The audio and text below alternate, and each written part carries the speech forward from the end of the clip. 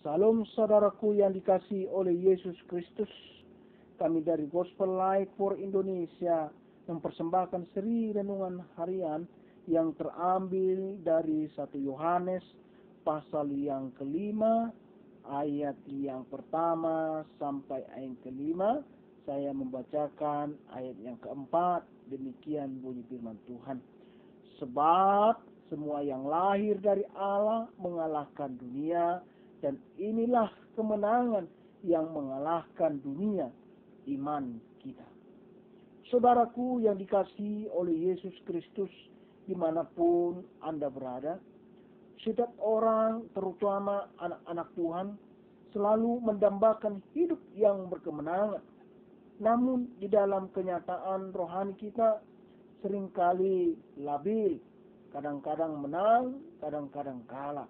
Akibatnya kita mudah jatuh bangun di dalam dosa dan kesalahan yang sama.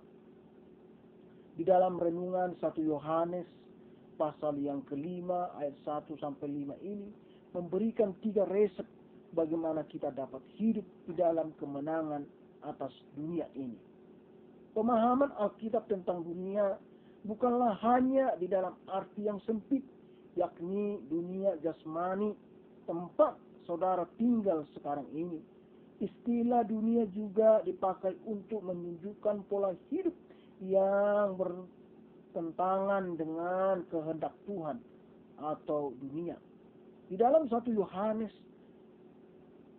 pasal yang kedua ayat 16 mencantumkan 3 jenis keinginan manusia, yaitu keinginan daging, keinginan mata, serta keangkuhan hidup.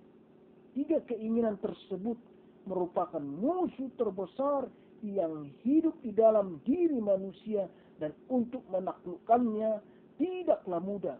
Berikut ini ada 3 cara untuk mengalahkan dunia. Pertama, iman percaya kepada Yesus Kristus.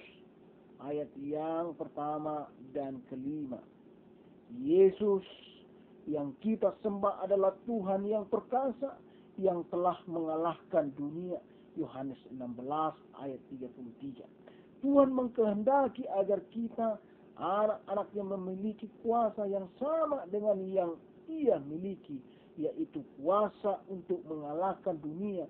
Jika Anda rindu untuk menjadi umat pemenang, gunakanlah iman di dalam Yesus Kristus, maka Anda mengalahkan dunia dan segala keinginannya. Kedua, lahir dari Tuhan. Ayat yang pertama B.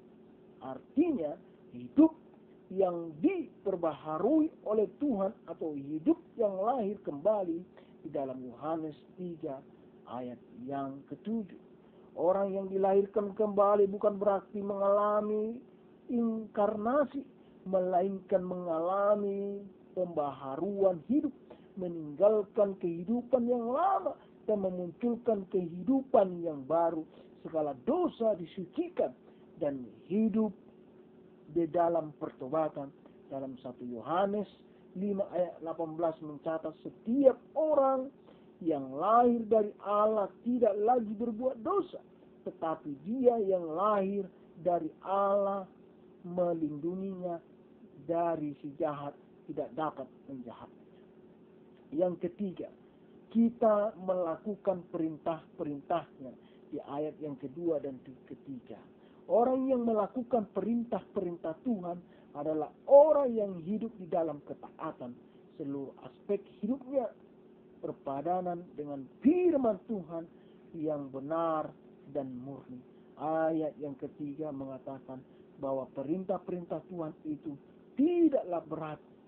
Perkara ini hanya dapat dimiliki oleh orang yang mengalami kelahiran baru. Sebaliknya, bagi orang yang bertabiat duniawi, maka perintah Tuhan itu sangatlah berat untuk dilakukan. Saudaraku yang dikasihi oleh Yesus Kristus, firman Tuhan ini mengingatkan kembali kepada kita supaya kita mengalahkan dunia hanyalah dengan iman percaya kepada Yesus Kristus. Artinya iman kita harus mengandalkan Tuhan Yesus Kristus. Saudara yang dikasihi Tuhan Yesus Kristus, dimanapun Anda berada, biarlah renungan ini menguatkan saudara dimanapun Anda berada. Shalom, Tuhan Yesus memberkati.